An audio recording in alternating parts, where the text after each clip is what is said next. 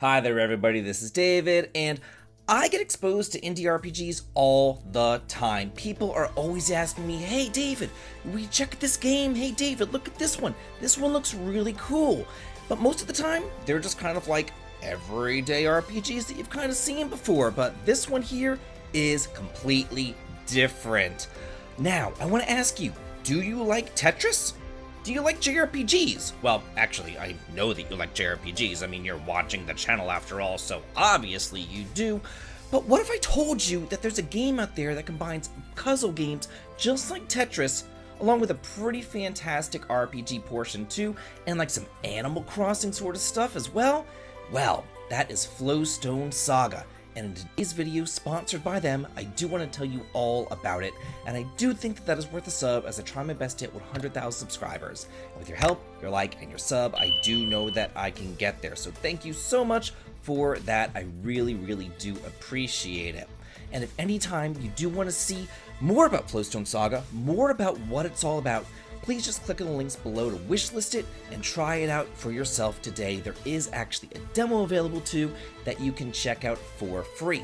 So now let's go drop some blocks and get started going over what's sure to be your newest obsession, Flowstone Saga. Firstly, I do want to thank the developers for allowing me to play a pre-release version of this game while they still polish, tweak, and balance the final product, ensuring that it is the best experience that you can get whenever it does release on September the 17th. Also, while there is a demo available to check out, you should be aware that it's not actually part of the main story. Instead, it's like a very short slice of life, just kind of like giving you a feeling of the game rather than letting you play the game proper. Also, while it is available right now for the PC, the developers are working hard on porting it over the Nintendo Switch for a release in 2025, and there's even a physical version planned to be available. Well, let me tell you, this is a 16-bit styled RPG in the same vein as those SNES RPGs back in the day, with everything that you would expect from an RPG, but with like a Tetris, Flowstone type of twist. You see, whenever you get into battles, that's whenever everything gets turned on its head. Rather than traditional command-based battles of attacking, magic, items, and skills, you actually fight the enemies by completing lines in the Flowstone. You don't have like all day to do this though, because as you are completing the Flowstone, you'll also be getting attacked by the enemies as well. Just like how in Tetris, whenever you got like a double, triple, or quadruple line clear, you got a whole lot more points. And it's the same thing here. The more lines that you clear, the more damage that you'll deal to the enemies. After each battle, you'll be all healed up, fresh, and ready to go for the next one. But this isn't like just like Tetris. I mean, we've all played that game before, and that would just be boring. First of all, while some of the blocks are the same, many of them are different, and the further along that you play, the more blocks that you'll unlock for the board.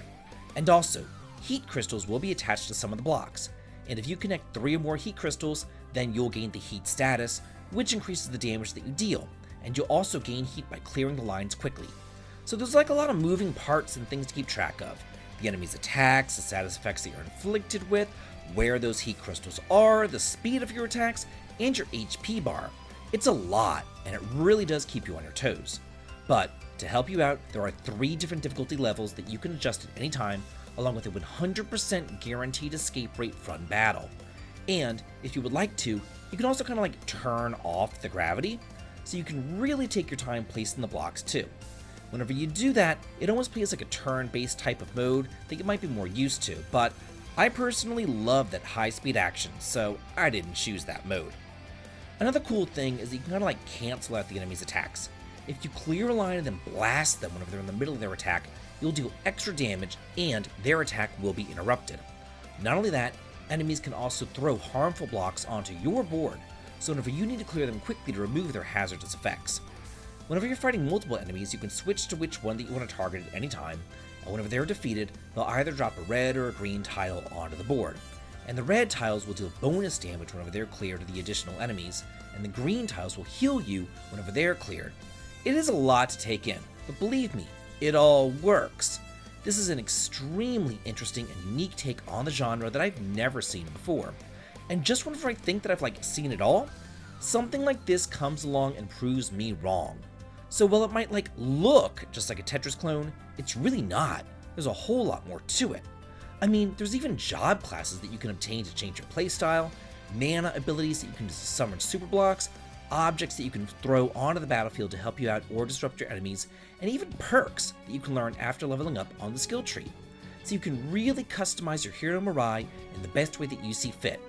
But if you do make a mistake, that's okay too, because you can easily reset your perk points and just try again.